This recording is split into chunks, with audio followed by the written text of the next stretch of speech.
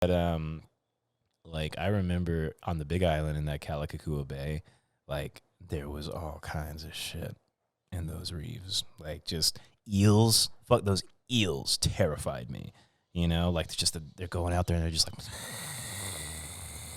you know, mouths open, just looking at you with the evil eyes. You know, and I knew a couple Hawaiian dudes that got bit.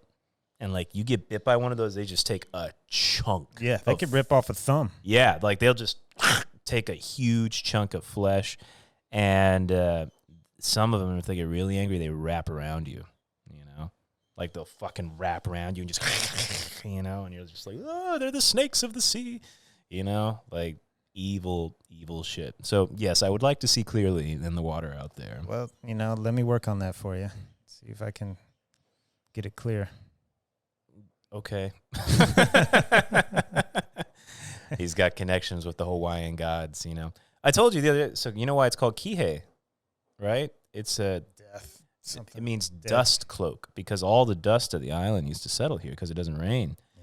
So what the ancient Hawaiians believed is that this was the in-between place. This was the purgatory because apparently it was like a dust storm in Lubbock, you know, like just a big dusty area. And they were like, don't ever go down there because that's where the dead are. Like, they're all hanging out there waiting to dive off into the next world and shit. It's pretty cool. And it Yeah, makes perfect sense for them to think that. Totally.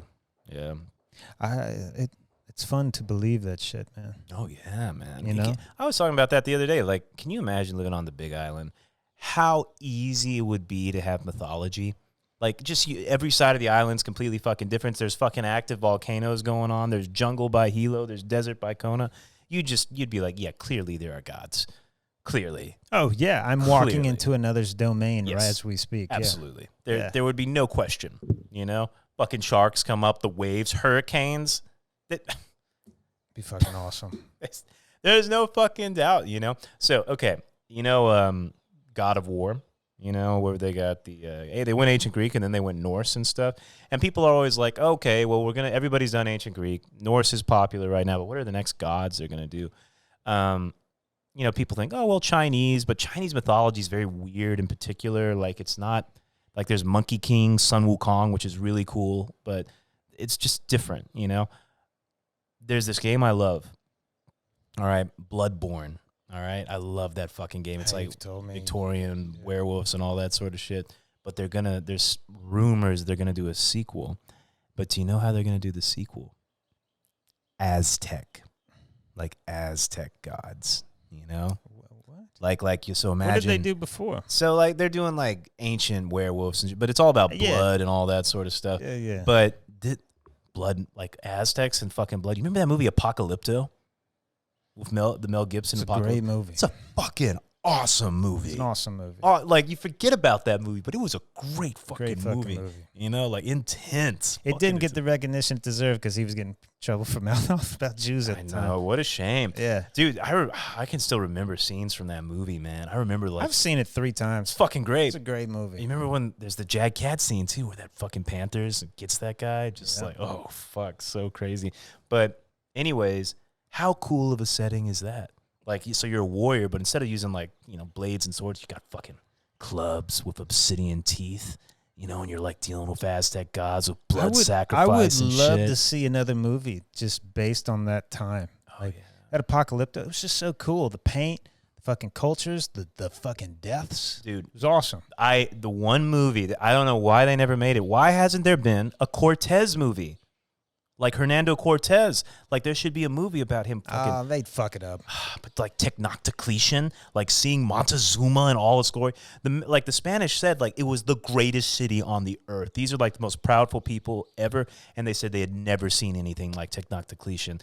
In the middle of a fucking lake, a floating city with huge fucking stone temples and blood sacrifices, and the emperor of the Aztecs with the feathers and the turquoise and the gold, like unbelievable, man. Like, it would be the greatest movie ever.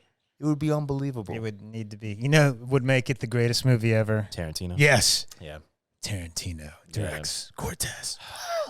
I would be there. I would buy my tickets. I was so fucking excited to see that shit. I wonder what he's going to do next. He said he's only got 3 or 4 movies left. Yeah, but like, he's touched on so many interesting topics. You know what he's diving into now? Kind of historical fiction shit, you know? Like Inglourious Bastards? or like the last one. That was a great Time one. in Hollywood. He fucking knocked it out with Once Upon a Time. Good. It was like, because like, I'll be honest, like Hateful Eight, I watched it, didn't care for it that much, you know?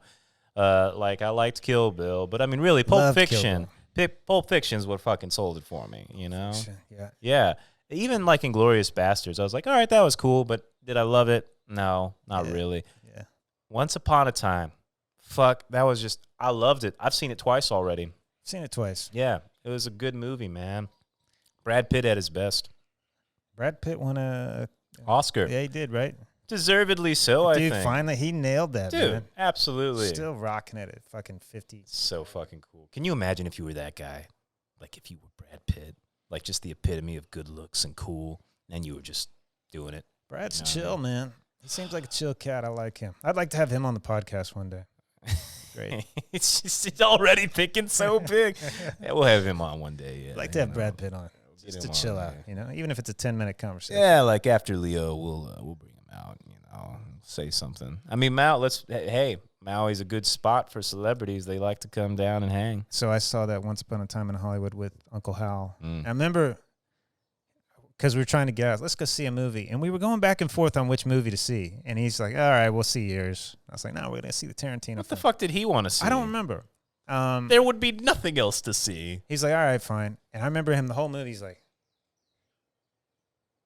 he's getting more into it. Oh, yeah. The more the movie went on, by the end of it, he's like, that was downright intriguing. Dude, that ending. What a great ending, man. Holy shit. Ending. I love, like, he's smoking that acid cigarette, and he's, like, they burst in with the knives, and he's like, are you real? Are you real? They made it into a farce. You take the most serious, tragic event in Hollywood, and you laugh at it, you know? Yeah, you're right. Yeah. Yeah.